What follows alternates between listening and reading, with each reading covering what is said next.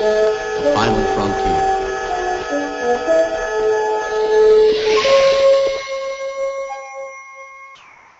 These are the voyages of the starship Enterprise. Its 5-year mission, to explore strange new worlds, to seek out new life and new civilizations, to boldly go where no man has gone before.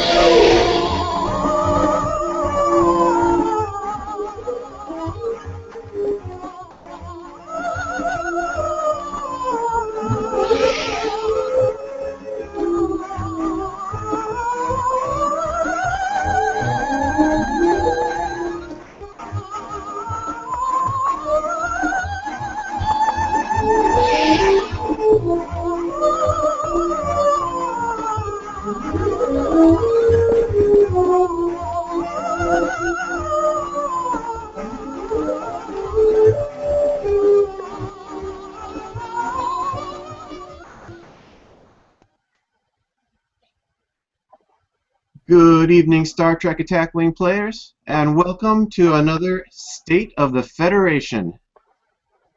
Greetings and salutations. I'm the Armchair Admiral, sometimes known as Will Sanchez, and I'm here to bring you your in-depth strategical look at all of the combat that's been taking place in the Alpha Quadrant.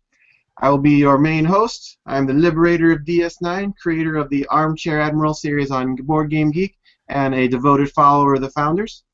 Joining me tonight, we have our old friend Mike. How's it going, Mike? Okay. Mike, what do you do again, just to be sure? I am HMS Iron Duke on Board Game Geek, and I am the author of the Captain Iron Duke's Bureau of Ship Design and Review, which are individual ship review articles on Board Game Geek, and also a co-host of State of the Federation. And we are glad to have you all the time.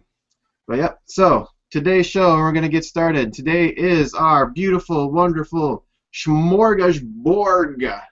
All the Borg you can handle, more Borg than you wanted. Borg all over the place. We've got so much Borg. We have Borg coming out of our ears. And that's just a lot of Borg. After that, though, after we look into how Borg are doing, we'll be going up to turning it over to Mike to look at some options, maybe in some torpedo boats. Maybe those are going to be the way to beat the Borg. Who knows? One can hope.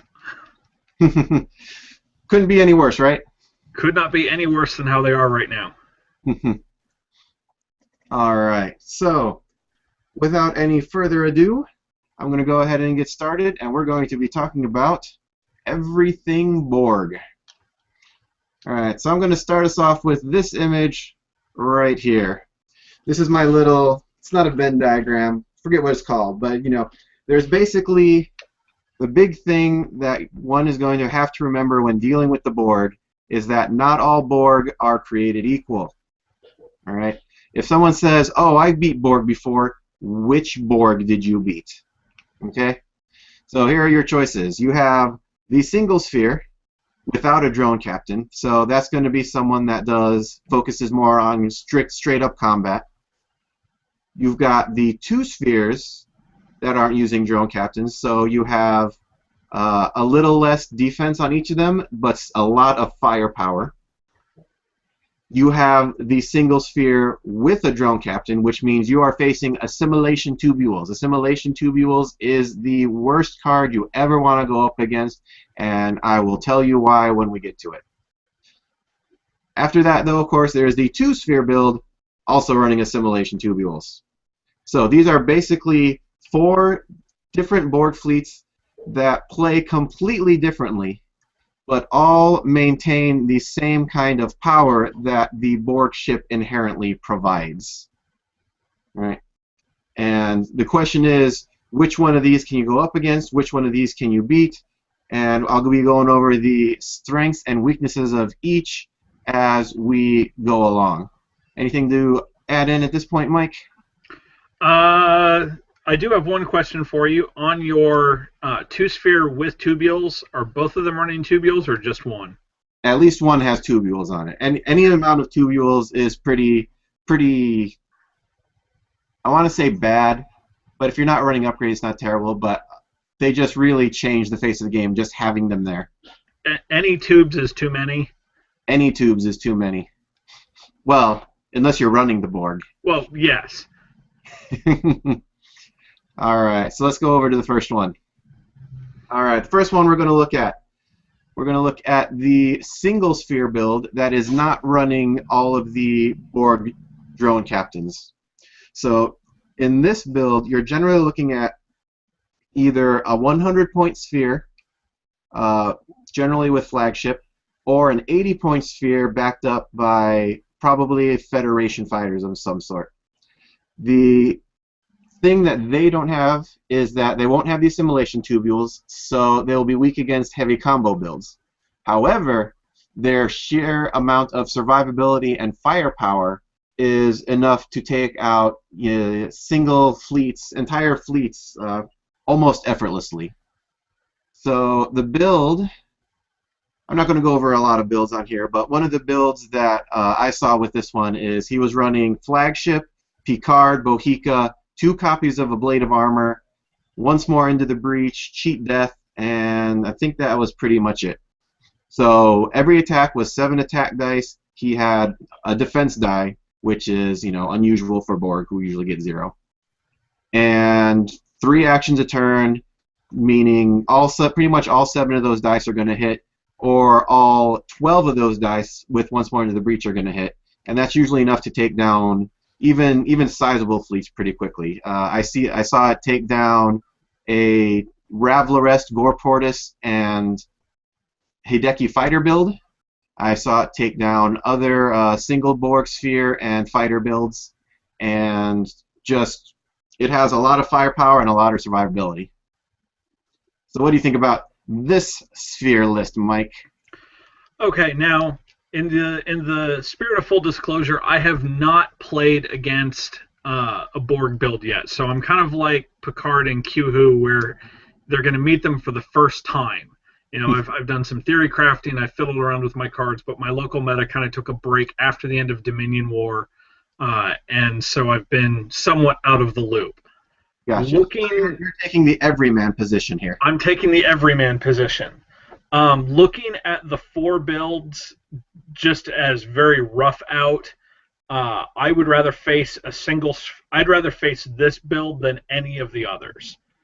And the reason why I would rather face this one is because all you're doing with this build is putting things that we've already seen. We've already seen Bohicas, we've already seen Picards, we've already seen all of those other things, and you're putting them on a battleship that works.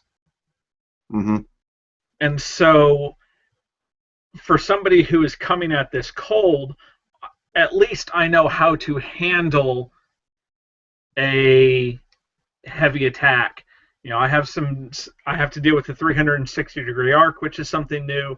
I have to learn how to handle a cardinal direction moving ship instead of something that deals with, you know, turns and banks and such.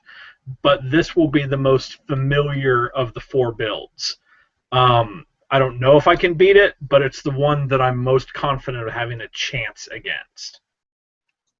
Mm-hmm. Yeah, and I would agree with that completely. This build, it doesn't have some of the crazy shenanigans most Borg builds can build. It's just basically going off the solid body that the Borg sphere provides and using, like you said, just everything else that has already come into play. So for this build, it's, you know, it looks scary and intimidating, but if you're building against it, it's very weak to projected stasis field, costing it one of its attacks. It's pretty weak to what's the one that goes with it? The Klingon boarding party. If you can disable all their upgrades since they're all in one place. But on the other hand, I mean, you do have to kill it in a tournament setting because otherwise you get 0 points. All your points are pretty much stacked up in this one sphere, unless they're going with the fighters. But then the fighters are just, you know, even more firepower to deal with. How this build runs, again, depends on, you know, what resource you're running. If you're running flagship, it'll be a little bit easier than if you're trying to deal with a set of fighters that's almost as durable. I mean, the difference between the, what is it, like 2 Borg a Blade of Armors is going to make it 15, 17, 21 hull. So a 21 hit point ship and a ship that takes at least 4 attacks to kill in the form of fighters. So I mean, between the two of those, it's got a lot of firepower, but it doesn't have generally a lot of tricks up its sleeve. So kind of like you said, straightforward, easy to go. I would argue that this is in fact the weakest of these sphere builds, and even then, it can still pretty much obliterate any average, even above average, normal build, normal with Keldons or Galaxy classes or stuff like that. The one advantage that you're going to find that with things like the Galaxy and the Keldon and the Voyager is even if it messes with your economy, your action economy a little bit, you're at least you're going to be able to deal with a 360-degree fire arc with 360-degree fire arcs of your own, and so positioning may get a little bit easier. Mm-hmm. A little bit, as long as you can, you're a little going to be firing a little bit weaker, and you're going to be at a little bit shorter range. So of course you still have your disadvantages, but at least something is better than nothing. Am I right? Yes. All right. So going beyond the single sphere cross captain build, we have the double sphere cross captain build. All right. This is, how do I want to put it? It's a little bit closer to what 3-ship Klingons, I'm going to say, were back in OP1. You have a larger number of ships. You have the ability to focus fire, so you have more attack. And going cross-captain, you get those. I mean, generally, you're going to have the 9 skill captains. Khan, Picard, Kirk. I think I even saw one with Martok 9 on it, but don't quote me on that. But I mean, these things are going to do a lot of damage. They will have less tricks than the single sphere, due to the very few upgrades they'll have on it. Generally, you might see a tractor beam or a feedback pulse or both, but that'll be about it. But the mere fact that there are 2 of them now, and each one is doing a heck of a lot of damage. I mean, this build is resistant again to the projected stasis field Klingon boarding party that worked against the first sphere. Will not work against these 2 spheres. You've got energy dissipator. Again, probably will not work here for the main thought that the Borg player is likely going to also have at least 9 skill captains. So unless you're running Romulan Commander with your energy dissipator, there's a good chance you won't get it off first. And that is what you need with energy dissipator if you're going to use it against Borg spheres because of their low defense. Again, some of the tricks they can pull off depends on what kind of resource you're using. One of my favorites is the independent Dominion flagship. That gives the already really unpredictable movement of the Borg. And I'm going to say they're unpredictable, even though I know people are going to disagree with me. Actually, I know people are going to disagree with me about a lot of what's going on in this show today. But well, that's just because you're wrong. Isn't that how we always are? Yes. But yeah, with the independent Dominion flagship, you move, and then you have your other sphere say, oh, well, I don't like where that is. Let's have it move even closer to you, or let's have it move behind you. The thing that a lot of people want to say is the key to defeating Borg is maintaining range 3. The problem with that is you cannot maintain range 3, is because unless you're running a sphere which can go backwards and still take all its actions and shoot with white maneuvers, you are moving towards the Borg. You're either pointing at the Borg, shooting at them, and moving towards them, or you're moving away from them and not shooting them. And that doesn't help you either. So the flagship helps out either, with either offense or defense or mobility for both your spheres. On the other hand, you could take the reinforcement board, is one that I like, for just such an occasion of if you run into a fleet that you need a specific answer for, is how I should say it. The same with the single sphere build. I like the reinforcement board now because if you run into Wayun Veril, you get an out there with just the 1 card on your sideboard, and you can still run something like styles on one of your ships to give it a second tech upgrade, and then switch them out for a better captain like Picard or something. So reinforcements have gone to the Borg, and the Borg love it a lot.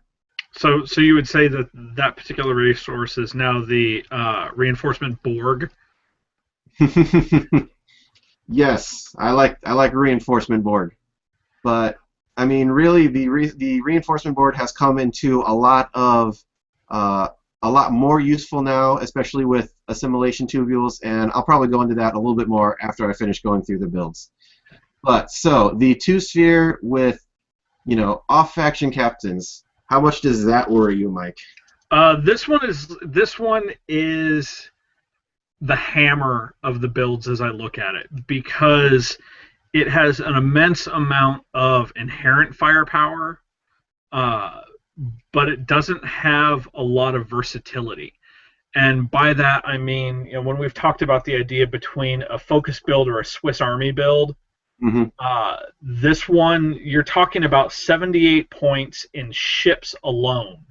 If you're going and putting 2 high captain skill captains, you're coming very, very close to pushing 90 points before you get out of ships and captains. And so you've got to be really careful if you're going to be running this build as to what is absolutely necessary that you want on there, because you're not going to get a whole lot of options. You're going to get 1, maybe 2 upgrades. If you take a flagship, you're going to get no upgrades. You're basically pointed at that point. And so, I very much like a sleek build that doesn't have a whole lot of passengers. If I were to run a Borg list, this would be the Borg list that I would run. Yep. All around solid, doesn't fall easily to tricky shenanigans, and has just the staying power to keep dealing damage turn after turn. Yep. If I'm going to run Martok and Picard, or Picard and Ducat, if I wanted something that wasn't quite at the top of it, I'm going to pick Spock as one of them, and I don't know what I may go throw something in for the other ones, but it's about as simple as a build as you can possibly put together. Move forward, roll dice, kill something. It's almost going and taking a hammer and hitting one of your opponent's ships each turn with the hammer. Pretty much, and that's pretty much how I've seen it work. For those of you listening at home, do not hit your opponent's ships with a hammer. They will get upset. I don't know, if they're running Borg spheres, they might deserve it. I didn't say that. But yeah, after that, going back, we now have what I consider one of the most versatile cards in the Borg arsenal, the assimilation tubules. And going with that on a single sphere build. Alright, now this is going to be one you don't see as often, because generally with a single sphere build, someone wants to, it's very tempting to go right with the high skill captain, maximize everything on that one sphere because you have the points to do it. In this case, you have the drone, which you're going to have to deal with, or, well, coming up with the cube, you might have the queen, which will give you a high captain skill as well. But, I mean, just going with what we have now, the tactical drone and the assimilation tubules, they're going to be able to combo break anything that might stand in the way of this build. So, I mean, one of the quickest things that came to people's minds was, oh, he's running one sphere. Well, if I just use Weiyun and conditional surrender, he can never hurt me, right? With the assimilation tubules, all he has to do is yank that one crew member off your ship, and all of a sudden your "oh, you can never hit me" ship is now the most vulnerable thing on the playing field. And that is not a place you want to be. That is a drastic drop in your survivability and damage output. And along with that, once it gets through your whatever defenses you have, then it just unloads on you again, like with the single sphere. all of its enhanced attack of some kind, because it'll be running, who knows, a blade of hull armor to survive, and maybe tractor beam and cutting beam for massive amounts of damage up close and dealing with cloak and things like that. Again, how this one runs depends on the resource you use. Flagship, it still keeps all your eggs in one basket, which I'm not too fond of. The fighters are still a very popular option, just because it does give you that second ship, which just in general, having two ships over one has a lot of advantages. Being able to hit things at different angles, or being able to split up and flank and things like that. And then the last one, of course, is again going to be my favorite, the reinforcement sideboard. If you have the drone captain on there to start with, who's to say that after you've assimilated, you can't trade it out for one of those high off-faction captains that you want? And that kind of turns it into a switch-hitting build, which it has all the strength of tubules and all the strengths of the off-faction captains that you want. So what do you think about that one? So as I was sitting here trying to figure out how I would go and beat a single assimilation sphere, the card that immediately sprang to mind was Miles O'Brien out of the base set, because he allows you to disable any one upgrade. In this case, assimilation tubules. And so I started thinking about, the last time that I was on the show, we talked about the conditional surrender and some of the things that you can use with that to keep conditional surrender running. And a combination of things like Wayoon or Shroud, just so that you can try and lock down the other guy's tubules as long as you possibly can. I don't know if it's going to work, but again, as I'm expecting to see this, that's what I'm going to go and bring, is I'm going to go and try and gin up some sort of build that is going to stop his tubules from working. Doesn't do anything against the guns, but at least I can go and try and keep, for example, Spock on my ship as long as possible, or Dimitri Valtain, or Bohica, or whoever it is that is running my combo and my dice modification. Oh yeah, and the one that I will point out here that you didn't mention yet is also going to be the energy dissipator. What everyone thinks is going to be the go-to get around of the zero defense of the Borg sphere. The energy dissipator, you don't want that to get assimilated before you get a chance to fire it. But since the assimilation tubule's range is longer than that of the energy dissipator, it's really hard to get in fast enough to be able to use it. Yeah, I've never really been a fan of the energy dissipator, and I think in this particular case, just because of the way that the turn sequence works, something that you're going to be depending on to use during combat, if you're close enough to use energy dissipator, that means they've already used tubules on you once, at least. This doesn't seem to work for me, which is why I like Miles O'Brien, because if I've got a high skill captain, if I'm running Picard, Martok, something like that, there's a chance that I can actually go and stop your tubules the first turn, and then we see if I can manage to keep it running or not.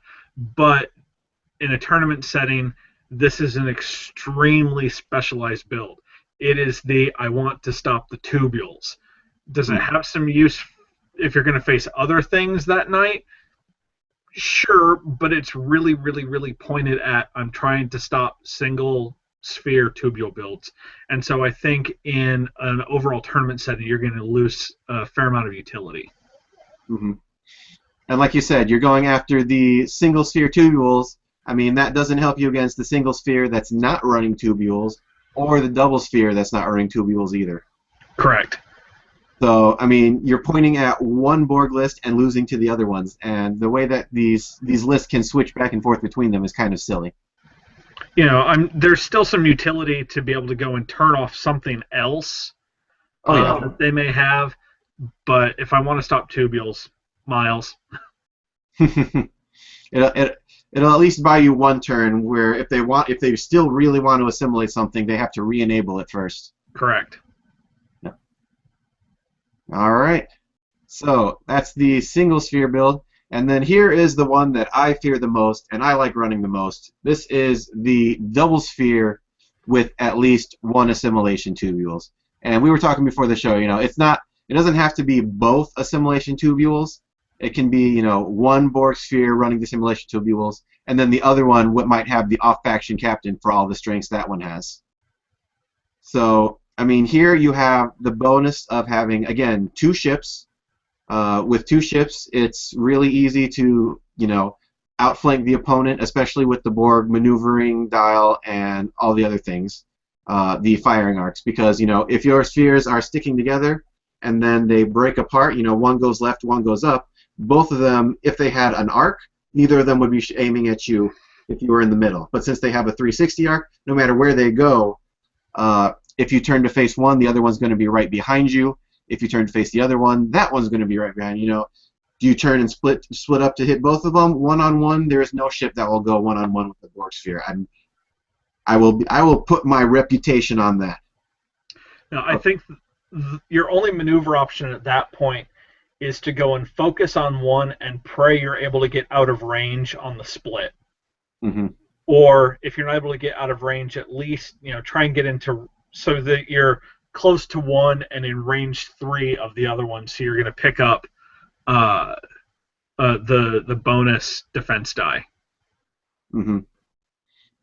But yeah, so since the build is still running assimilation tubules, it still combo breaks anything that the opponent was trying to get at, whether it be the energy dissipators, the Klingon boarding parties, which still wouldn't be that good against these builds, because these ones are going to be definitely even shorter on upgrades than the 2-sphere off-captain builds, since a 2 is like 8 points. Yeah, your base cost here, including the 2 ships and just 1 copy of assimilation tubules, you're at, let's see, 78. You're at 86 points before you put a single captain on. Yep. Unless 78, 86. If you're running 2 of the generic ones, I believe it brings it down to like 2 more points. Yeah, you'll knock 2 points off. Mm-hmm. And that is one of the things I like about it when I'll go over in the build. And I don't think the name sphere is very necessary, but we'll go over into that when we're talking about how you want to build your Borg. Okay. Right. But yeah, I mean, continuing on with this one, again, how it runs can vary greatly depending on what resource you use. And like some resources that might work really well for this, since it's a little starved on points, and since you generally want to get your ships, kind of split up so you guarantee someone gets behind the enemy. The actual elite attack die and the command tokens might come back for this, because you can use them with the ship that's going to deal more damage. You use the one behind it. You use the one, you get it, the extra battle stations token or the extra attack reroll or something like that.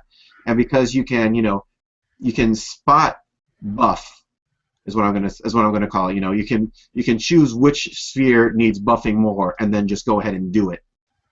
And I think that will be a good way to just murder things quicker, as if the Borg needed a lot of help with that in the first place. But yeah, between the flagships, which have the same benefits for the other captains, my favorite build, and it's the build that has not lost to date. It's gone through 15 matches without a single loss.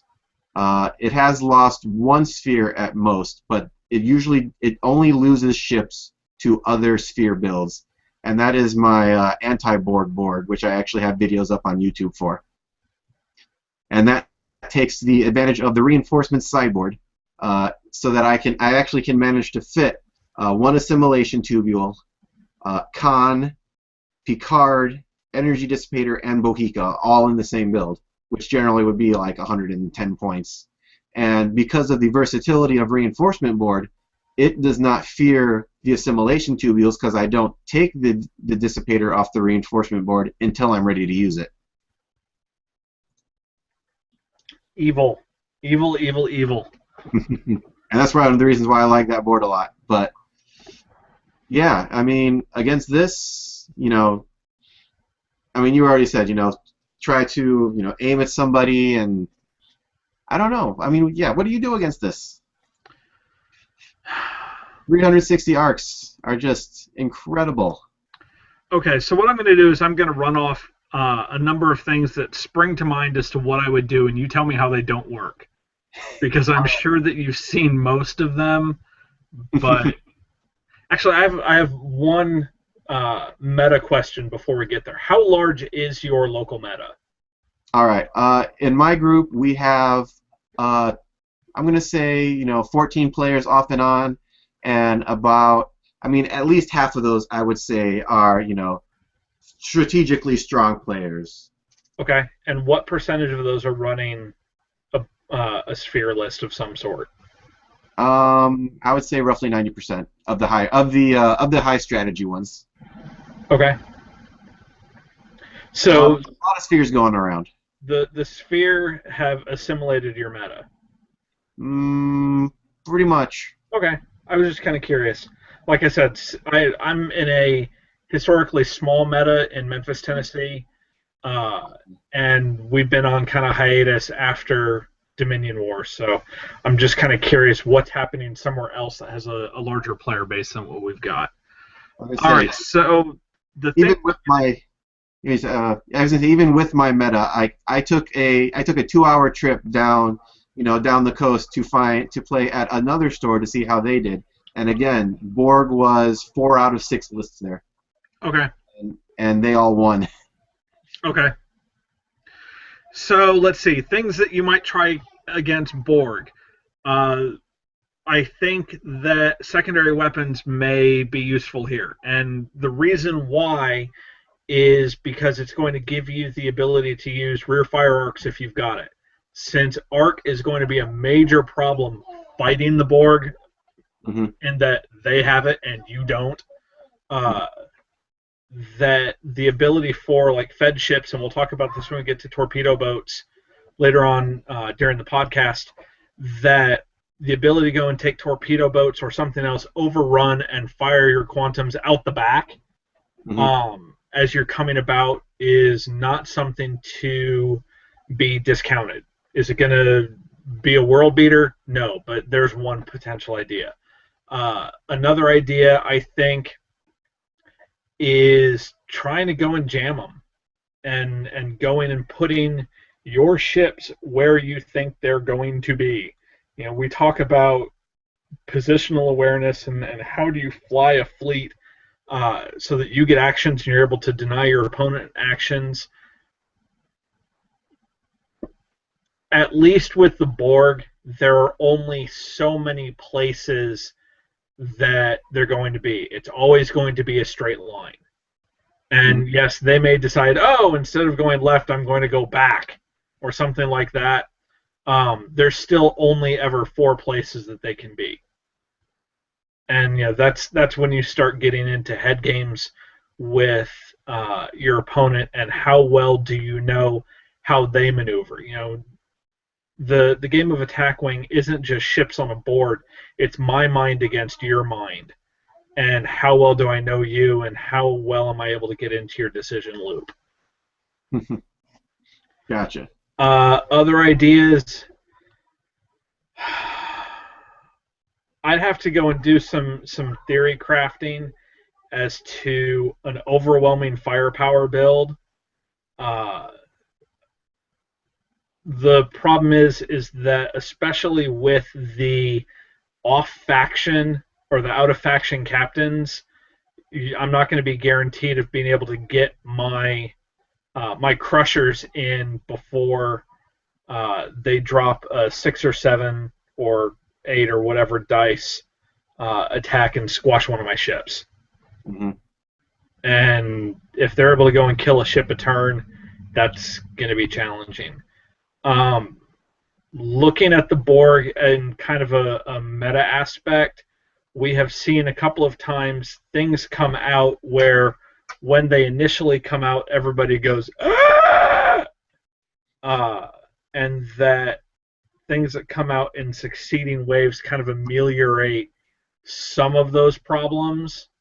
I'm hoping that we'll see some of that over the next couple of waves. Not necessarily, here's your Borg easy mode to defeat, but trying to take some of the sting out of them.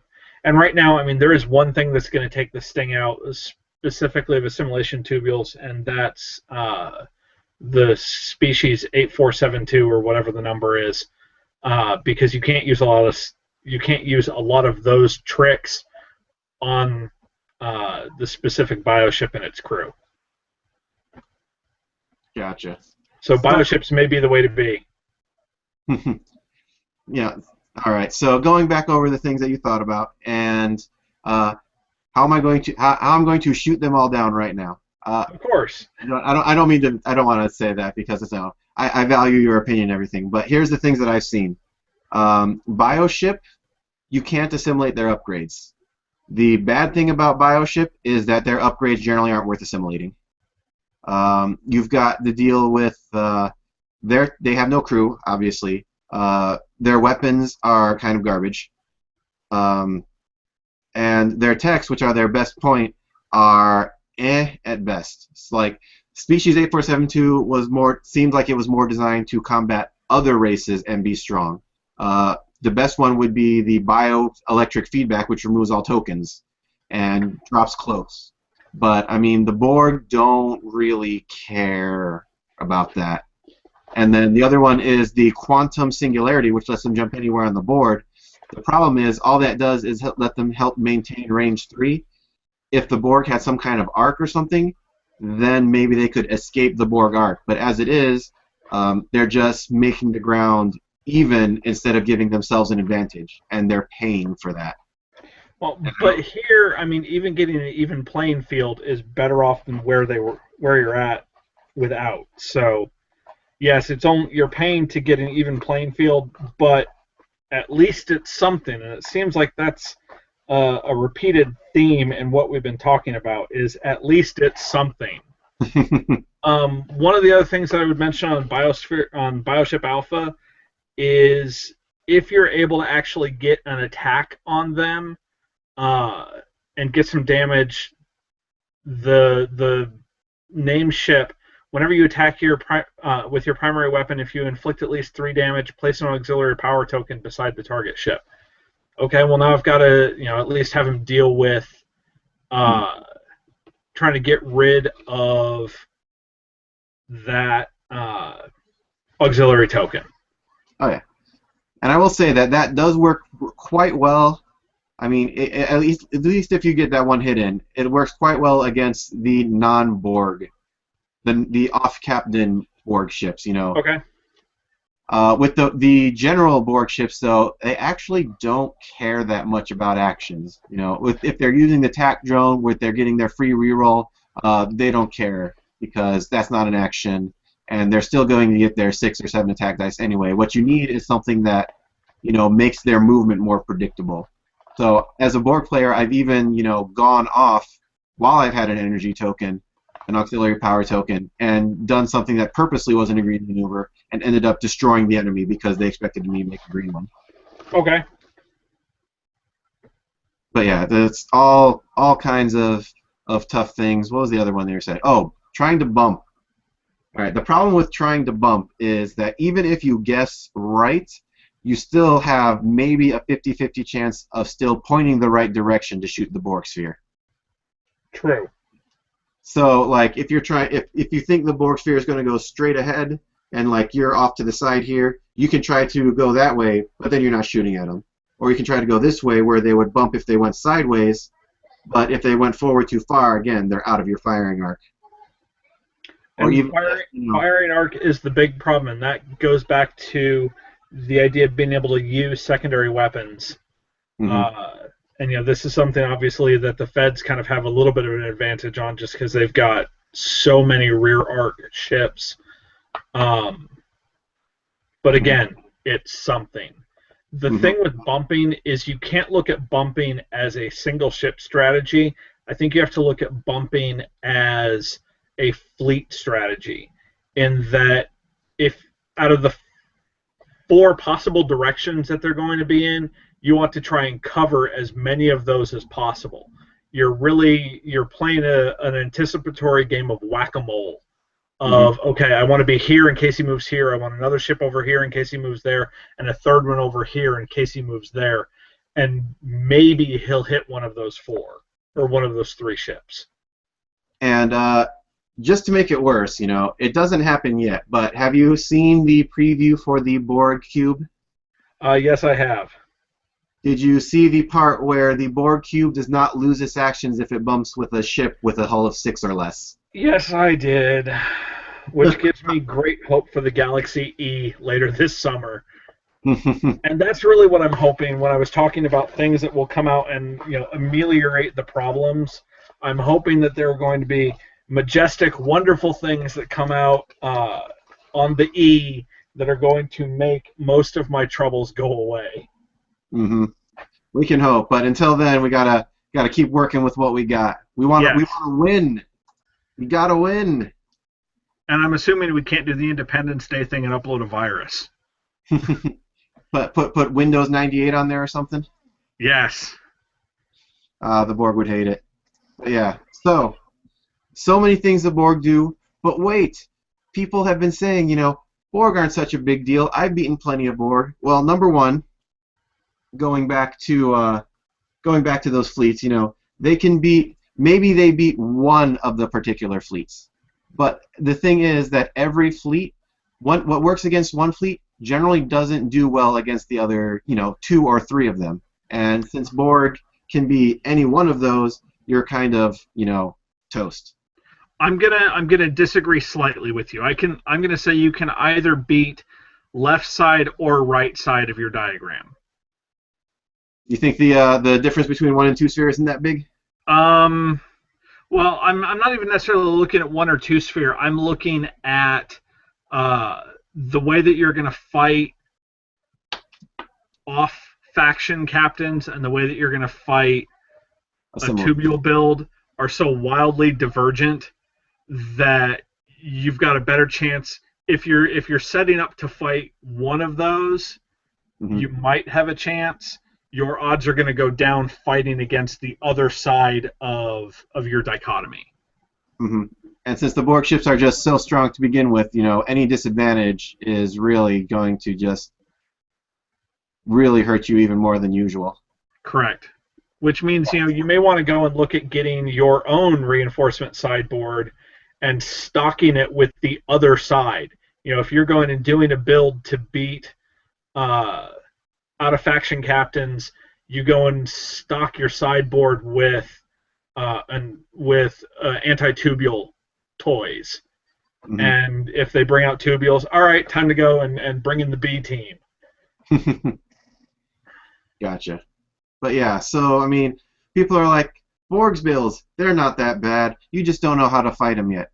I want to try not to take that as a personal insult, but I've had a lot of. I'd like to think I've had a lot of experience. I've won 2 OP events. I've gone undefeated in 15 of my last 15 matches. And really, what I have to assume then on the other side is that they're not playing good Borg players. If you're playing a new Borg player versus someone who's really experienced with flying, then yeah, I think you have a shot of beating, a sphere build every once in a while. I don't think it by any means you're going to beat it all the time. But for those cases, just to make sure that you get the full experience and everyone else gets the full experience, I'm going to go into how to make your Borg fly better. Now I'm going to try to see if I can make your Borg, bring your Borg up to a level so that you're like, oh no, I don't know how to deal with this now. Oh great! Now Will is building a better Borg, as if it weren't enough of a problem. Because what I want to do is I want people to win, and I want people to know everything that's out there. So if your Borg are not playing like this, I don't mean to say that other strategies aren't valid or so, but if at least you haven't fought someone that plays Borg like this, you haven't played Borg yet. So the first thing is Borg love to hug the edges. All right, assuming a best case scenario for someone facing Borg is a completely open board. All right, and I'll go into why obstacles are terrible in a minute. But completely open board, gives you plenty of room to maneuver, do exactly what you want to do, and even then, you know, the Borg want to hug the sides because all non-Borg ships, you know, still have to go forward. All right. Once you get into like range 3 of the edge of the board, so let me go see if I can find the picture here. Once you get within range 3 of the edge of the board, you are still facing the edge of the board. And at that point, the Borg are like, well, this is one of the reasons I like the two-sphere build. It's easy to split up into a flank. So now you're facing the edge of the board. If you want to keep following me, you have to get even closer to the edge of the board. And at some point, you're gonna. It's kind of like a game of chicken, but I get to cheat because I get to point whatever direction I want. At some point, you're going to have to turn away from the edge of the board, and at that point, you're losing your shots, and I am still getting to take mine. And that is an awful thing. It is a worse thing if, like one of my favorite tool tricks, I'm running Energy Dissipator, and I manage to dissipate you off the board. And that is something no one likes. On the other hand, you know, even around the edge of the board, you can also do what we were talking about earlier, the flanking maneuver, have one split off to the side and one go forward, and then you have to decide, you know, which one do I go after? Well, the easiest solution is you want to go after the one that's not by the edge of the board. But, you know, a clever Borg player will be like, well, let me put my stronger one by the edge of the board, and then to make sure that I get around behind you and then just keep murdering you with free pot shots. So the Borg want to make your ability to maneuver basically a living hell, because Borg are able, with their very geometric maneuvers, they can maintain perfect formation all the time. Anyone who is using the regular templates, you have this problem of trying to maintain your formation. So let's say one of the best ways to try to come at a board is, you know, straight head on. You know, even if they go off to the side, you have a good chance of keeping them in your arc. So you set up across the table from them, you know, directly, so you can try to joust them, which, you know, honestly, I think is one of the best ways to try to come at Borg with high firepower. The only problem is the Borg can just say, oh no, I'm just going to go to the left, and you just keep doing donuts around the board until the person who is trying to fly in formation, you know, makes a wrong maneuver, makes a bad maneuver. They bump into themselves and lose actions. They end up having to split up a little bit. And at any point, if you don't keep your perfect formation, I find a spot where I'm only just barely in range 3. So maybe 2 of your ships get to fire at me, and the other 3 don't, you know, if you're running a lot of ships or something. Or 1 of your ships gets to fire at me, and the other 2 don't. And as soon as that happens, the Borg, again, get their undeniable advantage. They got the first strike, even if you had, you know, higher captain skills or projected stasis fields to use against them, or, you know, energy dissipators and such. But yeah, I mean, the maneuvers of the Borg stick to the edges, and if you see someone trying to kill you with a formation, just go the other way and wait until eventually human error sets in, and they will bump, they will lose actions, they will get into a position that eventually becomes favorable for the Borg. So what do you think about them apples? I think them apples are no fun.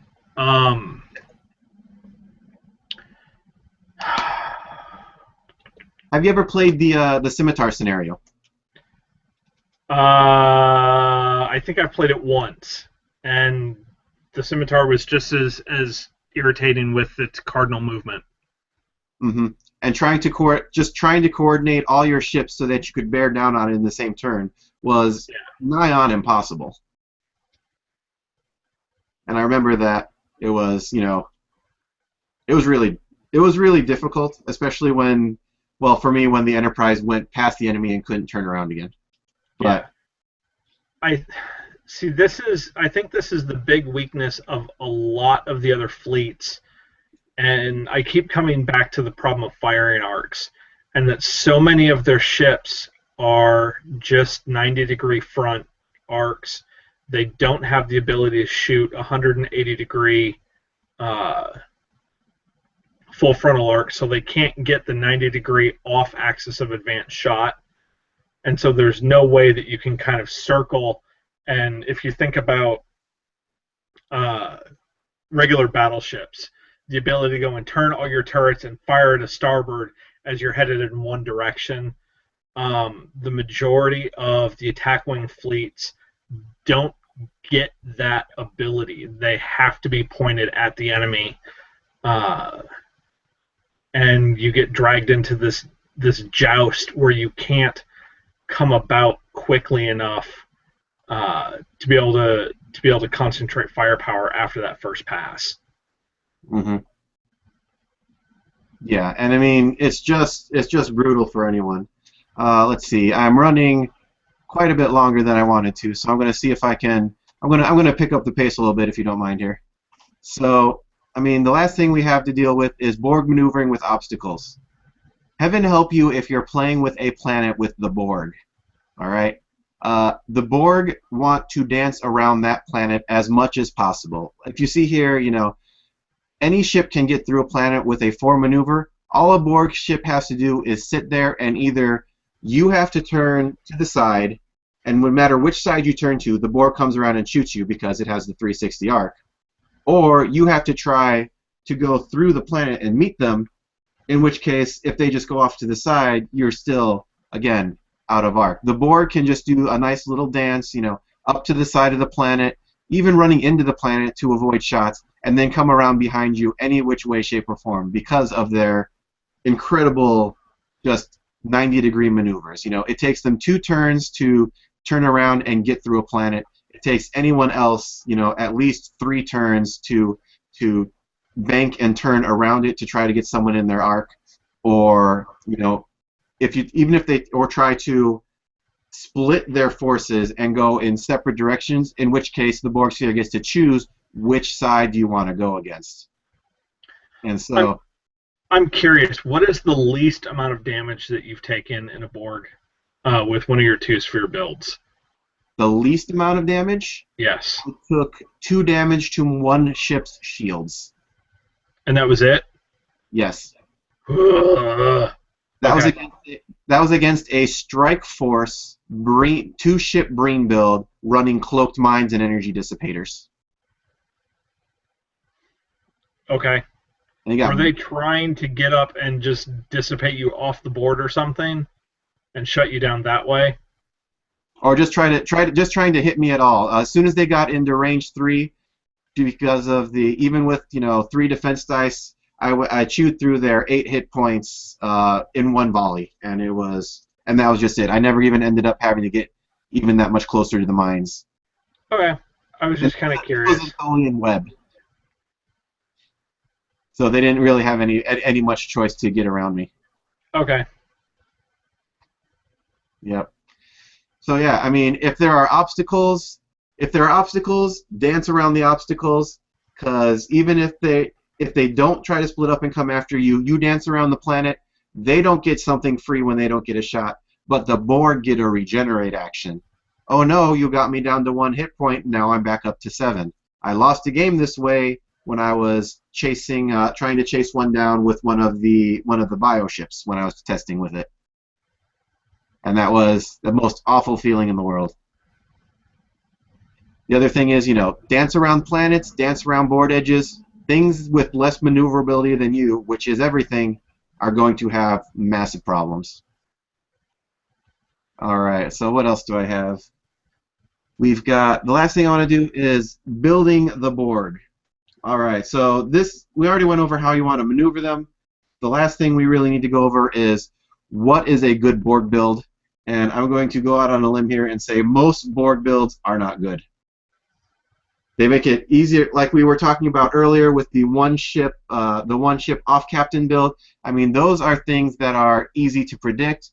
They just do, you know, their one thing, and you have some pretty good options to deal with it.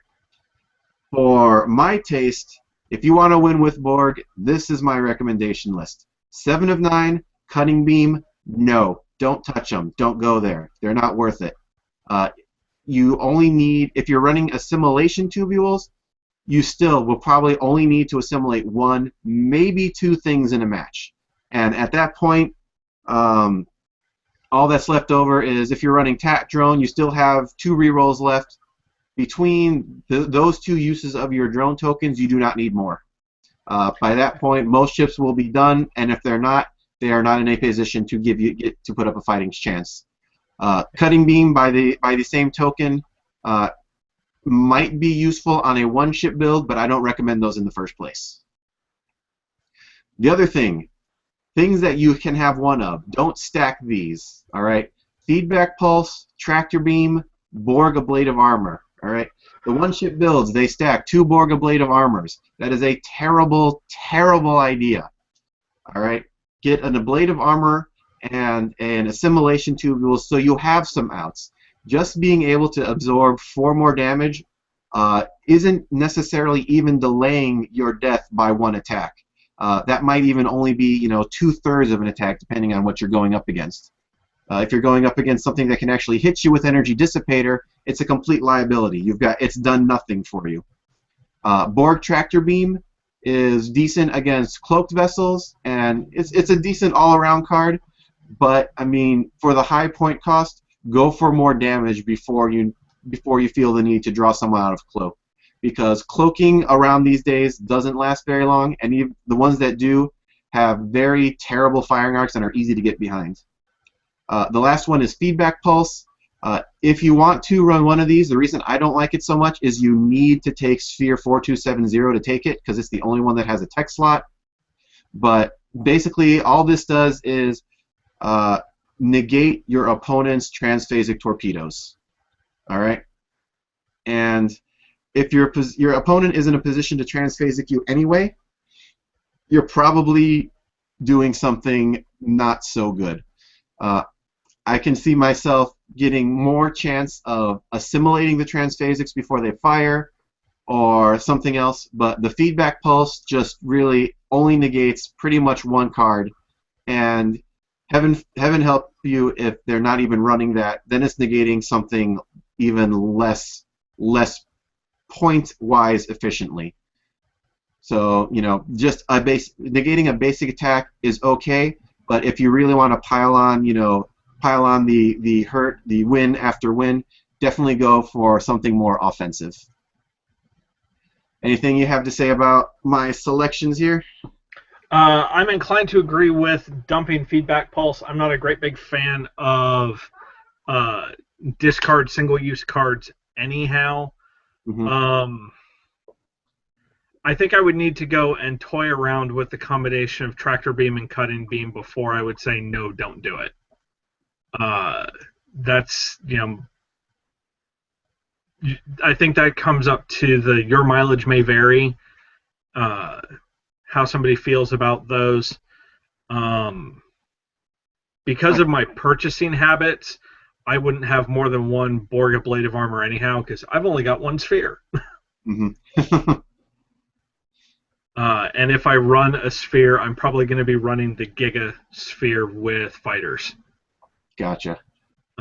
As a probable build. I can't necessarily disagree with what you've gone and sorted out. I think the most important thing that you've said looking at cards is the use of the drones, and with assimilation tubules, you don't have to take everything off the other guy's ship.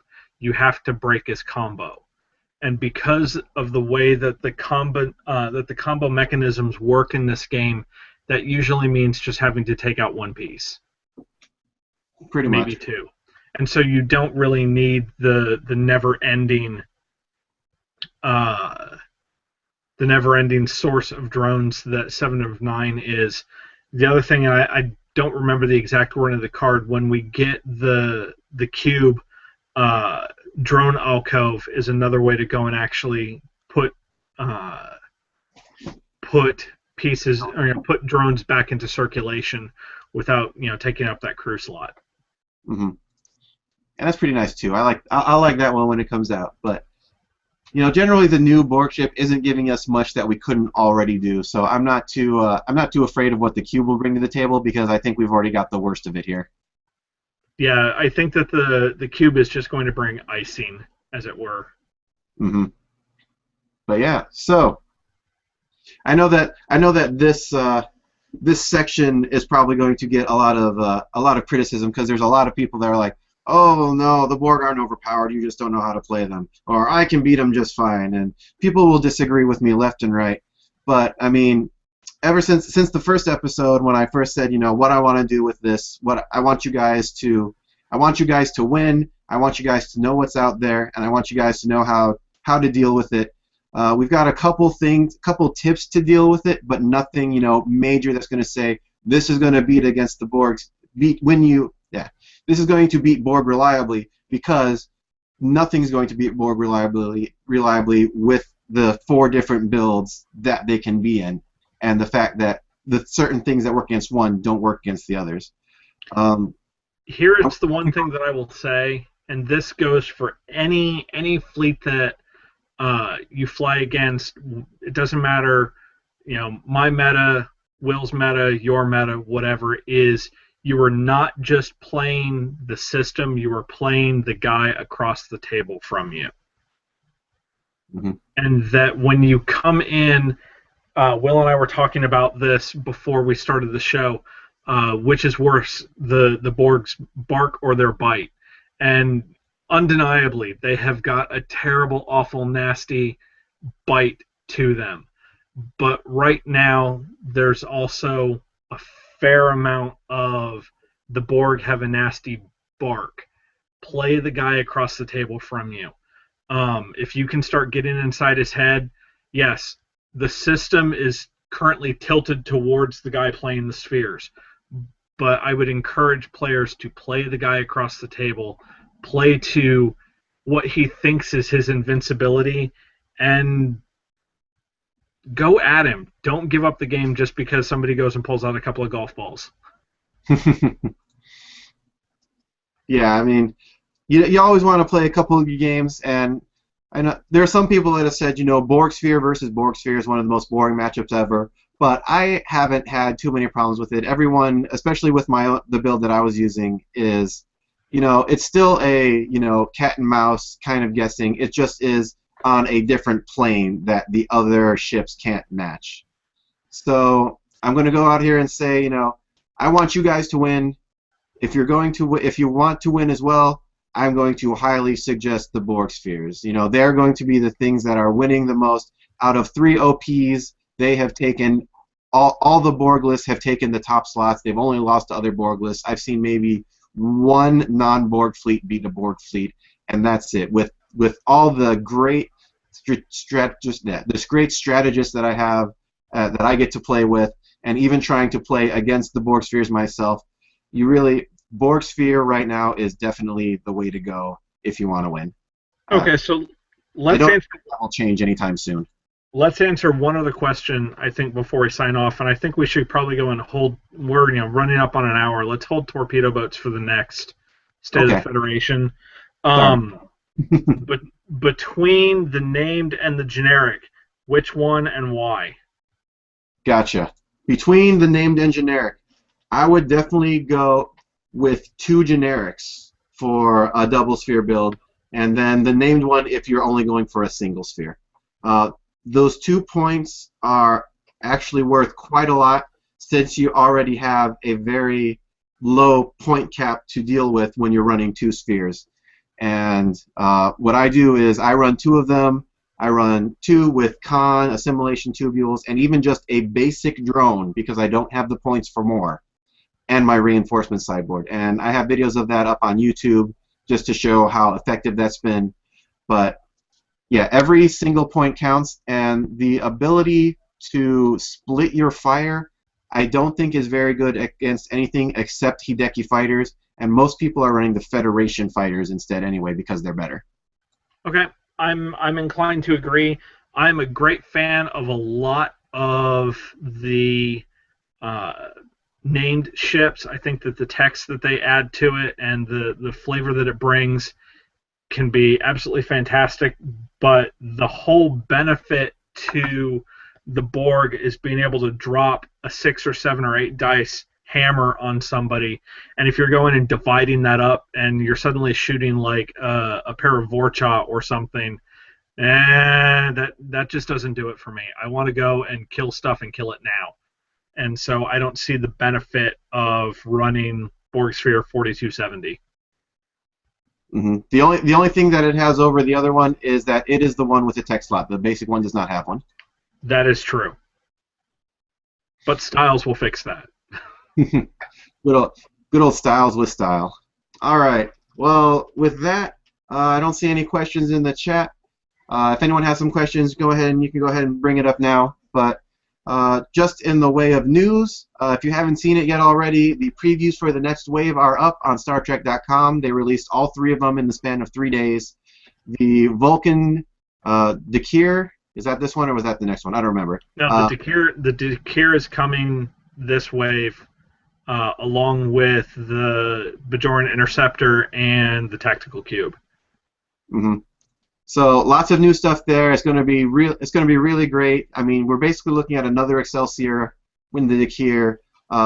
Another. If you didn't get a Bajoran scout ship, the Bajoran Interceptor is pretty good as well. I think that will be, if it wasn't for the Borg, they would be a great way to play the game.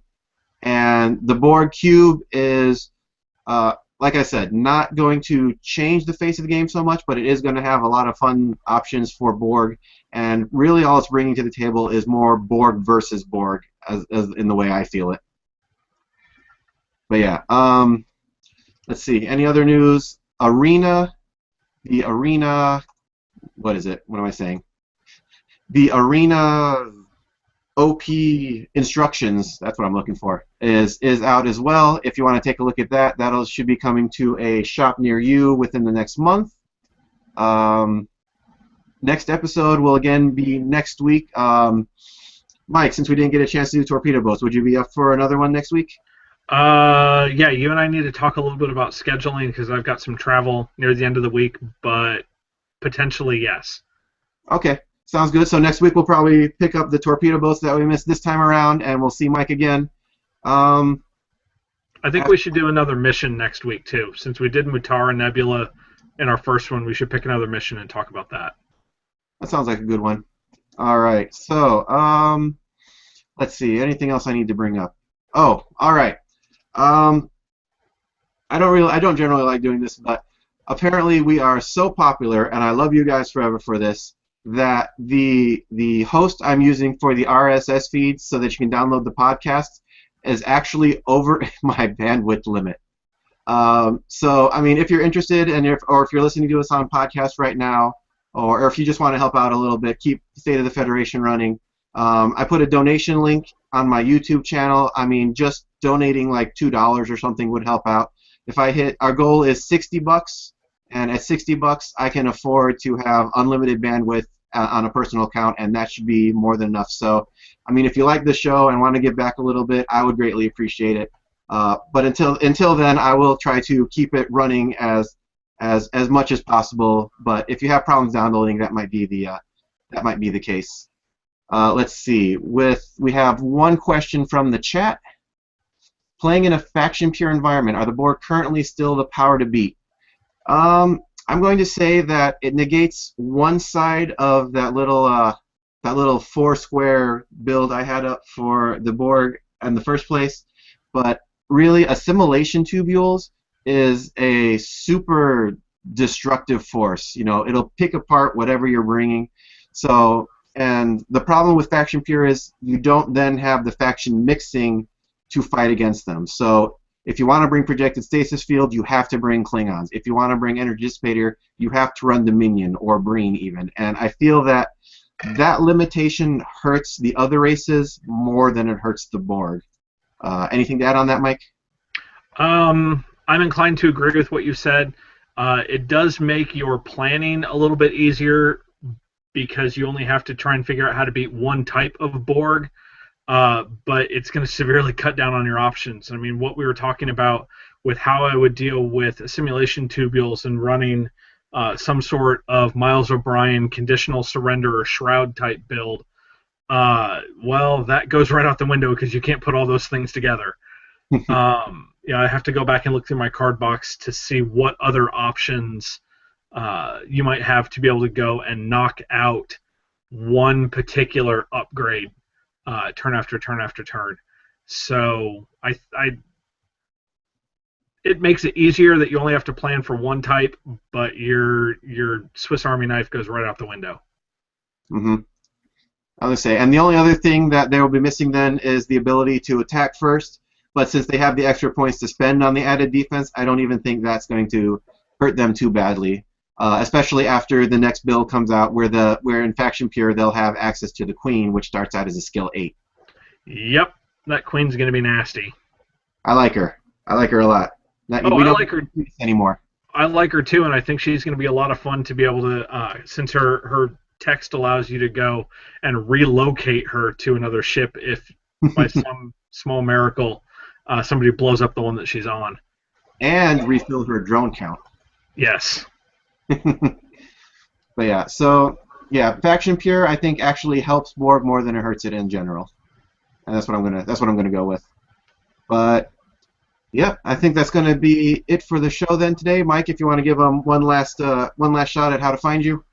Again, I am HMS Iron Duke, which is not my username. My username on Board Game Geek is actually Mike Sisson, but if you go and look in the Attack Wing forums and search for Captain Iron Duke, you'll find my meta thread linking to all of the individual ship reviews that I've done, or you can look under their individual for the individual ships. But that's me. Mm-hmm. Yep. And I am the Armchair Admiral on YouTube. I'm youtube.com user/Delta Angelfire. It's all going to be one word. And on my channel, there will be all the State of the Federation episodes, a bunch of replays, and when this goes up on YouTube, in the description down below, I'll post links to my channel, to Mike's meta thread, and things like that. In addition, if you want to join the show, maybe you think, oh my God, he was so wrong about those Borg. I bet I could tell him a thing or two. Give it a shot. Leave me a message either on YouTube or on Board Game Geek. I'd love to have you on the show. And we can chat, we can argue, we can maybe come to fisticuffs if it needs to be. But yeah, if you're a good strategist, you've had some good experience, or bad, who knows. I'm open to all kinds of things. With that, this has been State of the Federation Episode 5, the SmorgasBORG. We are putting off torpedo boats again until a little bit later, and. Yeah, any last words, Mike? Nope, that's it. Right. So, good luck to you guys in your future endeavors. May Q be grateful with your dice, and hopefully, eventually, you find that maybe resistance is not futile. Good luck, guys. Good luck.